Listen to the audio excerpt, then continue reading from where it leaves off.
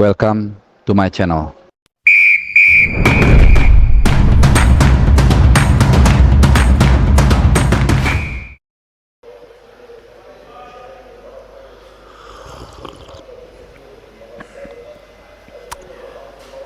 Ya, teman-teman, sampai juga kita di persimpangan sejarah hari Jumat, tanggal 19 Januari 2024.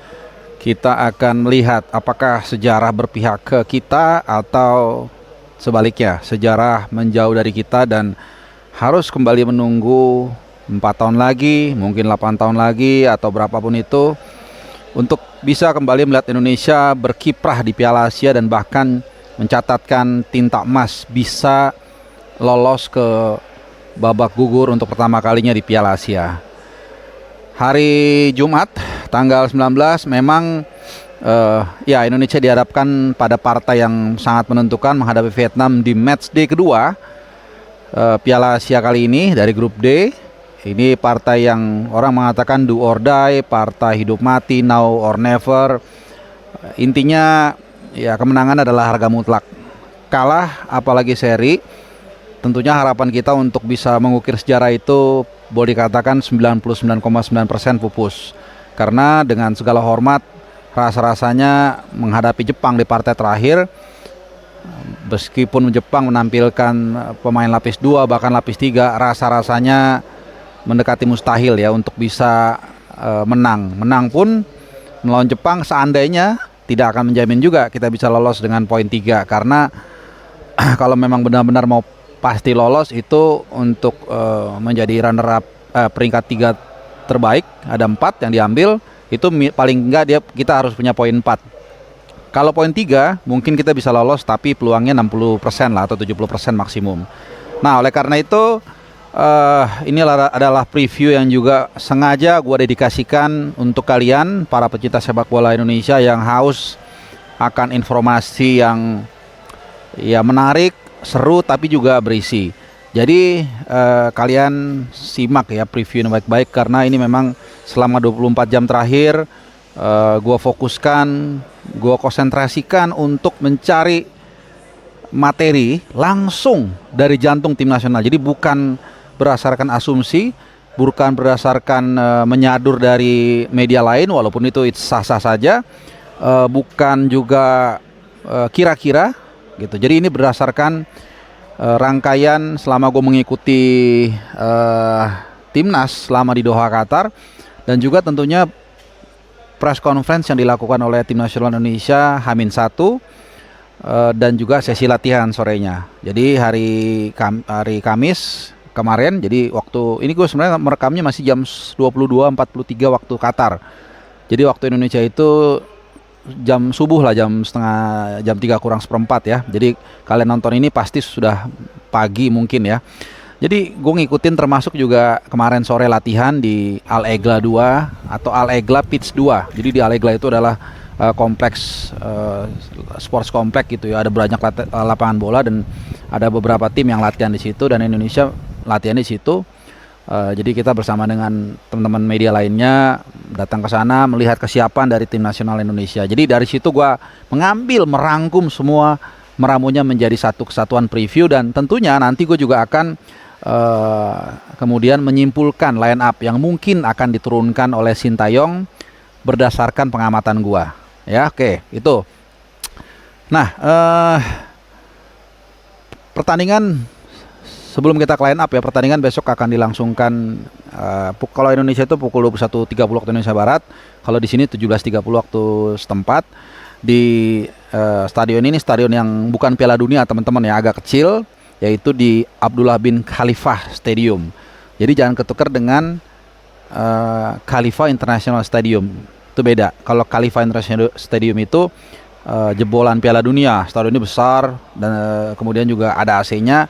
Kalau Abdullah bin Khalifah Stadium itu stadionnya kecil, itu hanya berkapasitas 10 ribuan kalau nggak salah ya, kurang lebih 10 ribu. Jadi menurut gue ini ada bagusnya juga ya, karena kalau kemarin waktu kita bermain di Ahmad bin Ali Stadium, itu karena pendukung dari kedua tim Irak dan Indonesia itu tidak terlalu banyak, sehingga atmosfernya agak sedikit kopong.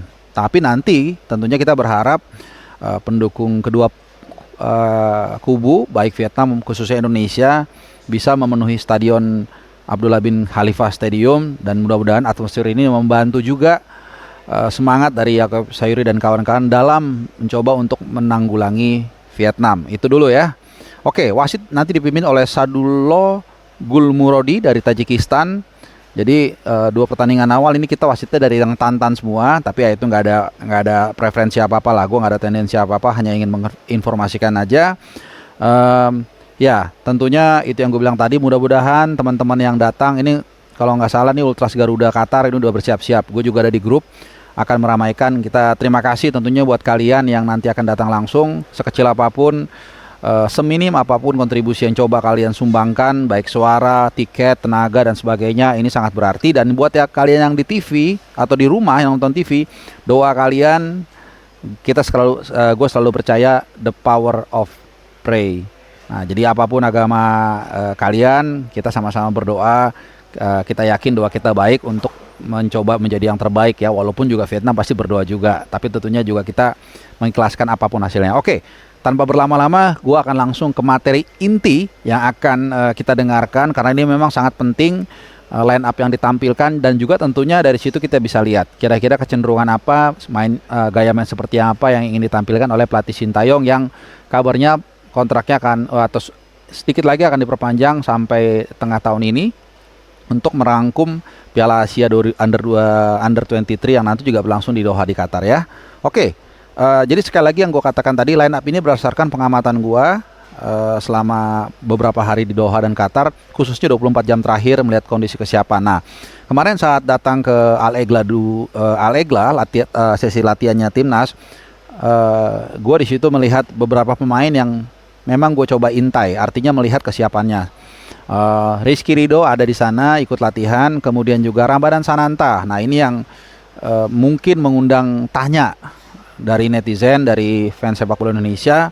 Gua sendiri juga di pertandingan pertama cukup kaget karena nama dia tidak dimasukkan di line up. Kemudian setelah pertandingan di mix zone, dia ada di situ jalan dan nggak ada masalah ya, karena mungkin aja dia cedera ringan tapi nggak kelihatan. Nah tapi kemarin di Al-Egla dia mudah-mudahan gue nanti bisa sedikit ngasih cuplikannya ya. Dia latihan biasa, nendang, nggak ada masalah, nggak kelihatan seperti kurang fit atau apa. Nah jadi sekali lagi, kenapa ini berkali-kali gue singgung, jujur kita kan butuh gol lawan Vietnam ya, dan salah satu pemain yang mungkin ya menurut gue paling mungkin untuk mencetak gol ya Ramadan Sananta. Kemudian yang kedua, pentingnya kehadiran dia adalah apa? Dengan adanya Ramadan Sananta, maka tentu ada space yang nanti bisa diberikan atau tersedia kepada Marcelino Ferdinand dan juga Yaakob Sayuri. Memang ini udah berkali-kali gue tekankan ke kalian, tapi ini tentunya gue update dengan memperbaharui situasi atau kondisi dari Ramadan Sananta berdasarkan pengamatan langsung, reportase langsung dari lapangan ya. Jadi ini benar-benar infonya A1. Jadi kita akan lihat apakah Sintayong masih bersikeras untuk memainkan Rafael Strike ya, walaupun di preskon kemarin yang juga gue hadiri, preskonnya Vietnam ya, Philippe Troussier sempat mengucapkan dua nama yang diwaspadai. Satu, Marcelino Ferdinand. Gue rasa ini Hannes ya, karena gue juga sempat berbicara dengan wartawan Vietnam, dia mengatakan Marcelino Ferdinand ini salah satu yang dia waspadai. Satu lagi dikatakan pertama Arhan, tapi ini lebih kepada bukan gimmick ya, tapi lebih kepada side story lah gitu, bukan kepada inti strategi. Nah kembali lagi ya itu tadi, jadi disebutkan satu nama itu oleh Philippe Troussier yang diwaspadai oleh Marcelino Ferdinand, which is true. Kita lihat sendiri bagaimana pengalaman dan mental Marcelino memang sangat baik ya, terlepas dari satu gol dia di pertandingan pembuka, tapi memang dia punya kemampuan, kapasitas yang mumpuni lah untuk bisa menggedor pertahanan Vietnam. Kemudian dia sebut Rafael Strike, tapi yang kedua ini menurut gua agak sedikit gombal lah. Gue sekali lagi with dulu respect ya dengan seluruh pemain Indonesia, tapi kita juga jujur menilai bahwa Rafael Strike gue nggak tahu kenapa gue tidak impress sama sekali. Sepanjang 90 menit kemarin dia tidak melepaskan satu shot on goal pun. Ada satu tembakan, gue rasa itu juga sulit untuk dikategorikan sebagai attempt.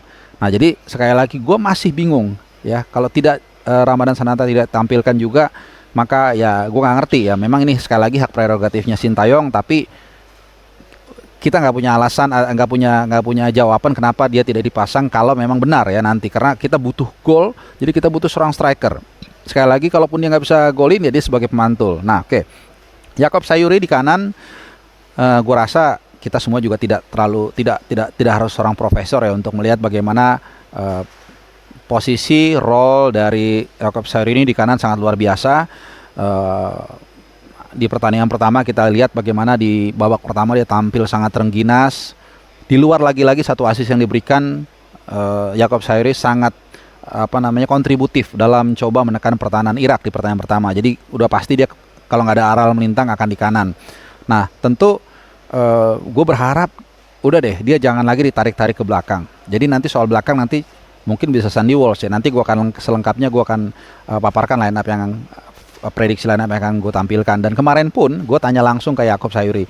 Tapi ini sih masalahnya ya, pemain kita kalau ditanya itu biasanya jawabnya itu terlalu formal gitu ya, kayak gak kayak politisi gitu ya, ngebulet gitu.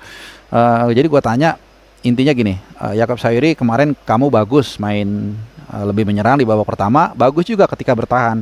Lalu gue tanya, kamu lebih prefer main di mana? Ya dia jawabnya seperti yang gue bilang tadi, formal ya, saya tergantung instruksi pelatih, di mana saya siap memberikan 100% untuk Garuda. Iya pastilah gitu. Cuman kan kita ingin tahu sebenarnya, ya oke lah, ini mungkin agak rahasia juga atau apa. Tapi yang jelas sekali lagi balik, Yakob Sayuri gue yakin nggak ada cerita dia harus taruh di kanan ya, karena itu adalah tumpuan kita dalam menebalkan, menajamkan serangan kita. Oke, gue langsung, jadi ini secara nggak langsung gue juga langsung memaparkan line up prediksi gue ya. Itu tadi ya, di kiri itu Marcelino Ferdinand, target Ramadan Sananta, kemudian di kanan Yakob Sayuri. Nah, ke tengah ya, kita ke tengah. Nah, gini teman-teman, kita bicara double pivot dulu ya. Jadi kalau kita formasi gue rasa 3-4-3 ini tidak akan berubah ya, karena gue selalu mengusung satu filosofi, lu jangan menukar strategi atau taktik di tengah-tengah peperangan yang sedang berlangsung ya. Artinya pemain ini kalau lu coba senjata baru, bisa-bisa dia kagok, walaupun mungkin saja ini bisa mengecoh lawan ya, tapi kalau memang mereka tidak siap, ini bisa menjadi blunder. Jadi gua rasa double pivot ini akan tetap menjadi andalan dari Sintayong, formasi 3-4-3. Nah, double pivot ini siapa? Kalau kita lihat berdasarkan pertandingan pertama menghadapi Irak, Ivar Jenner ini kan yang tampil selama 90 menit ya. 90 menit, sementara Hafner yang ditarik keluar. Hafner itu ditarik kalau nggak salah menit 78 ya. Jadi kebalik ya. Jadi Ivar Jenner yang ditukar, ditarik keluar menit 78. Jadi Justin Hafner yang main selama 90 menit atau full lah. Artinya apa? Artinya Hafner kemungkinan yang akan tetap dipertahankan oleh Sintayong. Nah, kalau gue lihat kemarin teman-teman ya, ketika sesi latihan sehari sebelumnya, jadi hari Rabu ya, tanggal 17. Nah, itu Mark Locke itu berapa kali gue lihat ngobrol sama Sintayong, agak intens gitu latihannya. Jadi gue ada pemikiran mungkin Mark Locke yang akan ditampilkan berduet dengan Justin Hafner gitu ya. Jadi kenapa? Karena Mark Locke kan ini sebenarnya oke lah, mungkin mirip-mirip ya sebagai MC dengan Ivar Jenner. Tapi Mark Locke ini agak lebih bagus dalam mengalirkan bola. Sementara untuk bertahan dia juga oke juga gitu, lumayan seimbang. Dan satu lagi, ini mungkin teman-teman yang merhatikan ya, terutama teman-teman Bobotoh atau fans Persib Bandung atau siapapun sebenarnya, Mark Locke ini punya kelebihan ketika mengambil sepak pojok. Nah, sepak pojok itu sangat akurat, sangat tajam, dan sering mengarah ke tiang dekat. Jadi bisa mengancam, bukan hanya meng-create ancaman, tapi juga bisa mengancam langsung. Kalau dia umpannya bagus kan masih ditanduk dulu, disambut dulu baru jadi gol. Nah, dia enggak. Jadi dia punya kemampuan itu, bisa corner kick deliver, bisa juga direct. Dia sering banget dihajar tiang dekat. Jadi dia punya kelebihan itu. Jadi bayangkan kalau Mark Locke main, kemudian nanti di kiri ada Pratama Arhan, kalau kita dapat bola mati, terutama bola out atau corner, maka kita punya dua opsi untuk memanfaatkan kondisi tersebut. Jadi ini mengapa gua memprediksi Mark Locke yang akan ditampilkan di tengah bersama dengan Justin Hafner. Hafner juga sekaligus untuk menebalkan kekuatan di lini tengah. Kalau kita dapat serangan balik atau transisi, kita harus melakukan transisi bertahan. Nah, kemudian di sayap kiri gua rasa Pratama Arhan sudah pas di situ. Tidak ada yang mungkin ya ada yang mengatakan Sean Patinama, tapi sekali lagi lemparan ke dalam dari Pratama Arhan ini adalah kartu as buat dia. Dan penampilan di pertandingan pertama cukup baik menurut gua, dan sekali lagi gua ingatkan gol dari Marcelino Ferreira itu diawali dari intercept Pratama Arhan. Kemudian akhirnya ada build up serangan, kemudian dari Jakob Sawyeri crossing menyayat, dan kemudian diselesaikan oleh Marcelino Ferreira. Jadi nggak ada opsi yang terbaik saat ini dengan selain menampilkan Pratama Arhan. Yang penting dia jangan lupa untuk balik ketika agak naik menyerang ya. Dan kemarin pun dia kelihatannya memang tidak diinstruksikan untuk naik terlalu tinggi karena untuk menjaga pertahanan. Nah, nanti lawan Vietnam juga jangan jangan terlalu overconfidence, mungkin karena merasa lawannya tidak seberat Vietnam, kemudian dia agak terlalu asik menyerang, nanti lupa bertahan. Nah, ini mungkin yang satu poin tersendiri. Nah, oke. Tadi udah gue singgung soal back kiri ya, karena tadi ngalir aja. Nah, kemudian ini di kanan gue tinggalkan dulu nih, back kanan, karena memang banyak bukan simpang siur sih, berbagai pertimbangan untuk siapa yang dimainkan di kanan. Gue tinggalkan dulu. Nah, trio di belakang ini, dua yang gue rasa paling firm adalah Elkan Bagot dan Rizky Ridho.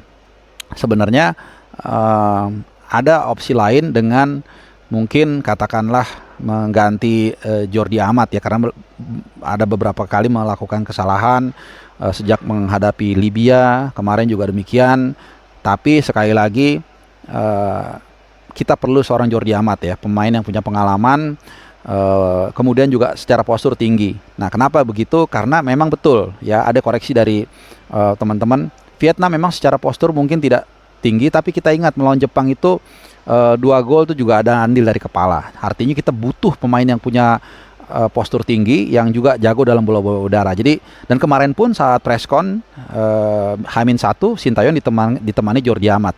Memang dalam sejarahnya tidak ada korelasi tegak lurus ya. Kalau pelatih itu preskon ditemani pemainnya pasti main. Tapi biasanya iya, karena kalau dia nggak main, misalnya tiba-tiba cadangannya Wahyu Prasetyo, itu kan aneh ya. Biasanya kemungkinan besar main. Jadi Jordi Amat akan seperti biasa sebagai CB di tengah ya, kemudian Elkan Bagot CB di kiri, kemudian Rizky Ridho CB di kanan. Nah, sisi kanan pertahanan Indonesia ini menjadi tanda tanya, karena kemarin Asnawi Mangkualam bermain tidak maksimal lah, gue katakan demikian. Kemudian ada satu kesalahan dia juga yang kemudian berujung pada kebobolan. Kalau nggak salah yang pertama bukan dia langsung sih, tapi dia lupa, agak telat mengcover, sehingga akhirnya ya bobol gawang Indonesia. Dan kemudian diganti juga kan teman-teman ya di babak yang kedua awal. Sayang memang waktu itu penggantinya Witan juga nggak maksimal gitu, jadi nggak ada gunanya. Nah, mungkin inilah saatnya untuk menempatkan Sandy Walsh di situ. Kemarin Sandy Walsh dimainkan sekitar 10 menit. Sangat baik, covering areanya juga oke. Kemudian juga berapa kali dia membantu serangan, juga build up-nya bagus. Jadi gua rasa it's time for Sandy Walsh untuk ditampilkan oleh Sintayong kan. Ini juga kan permintaan dia untuk naturalisasi. Jadi ini saat yang tepat bagi dia untuk menunjukkan ya bahwa dia bisa memberikan kontribusi kepada Merah Putih. Nah, mungkin dari lineup itu dulu. Ya, kita nggak tahu ya hasilnya apa, seperti apa hasilnya besok. Ya, yang pasti ya sudah kepalang tanggung, berikan yang terbaik ya, nggak ada lagi istilah mundur, sudah kepalang tanggung ya, hajar terus ya. Menang pun kita belum tentu pasti lolos, tapi kans kita untuk lolos tentunya lebih besar. Berikan 100% untuk Garuda seperti kata Jakob Sawyeri waktu gua interview.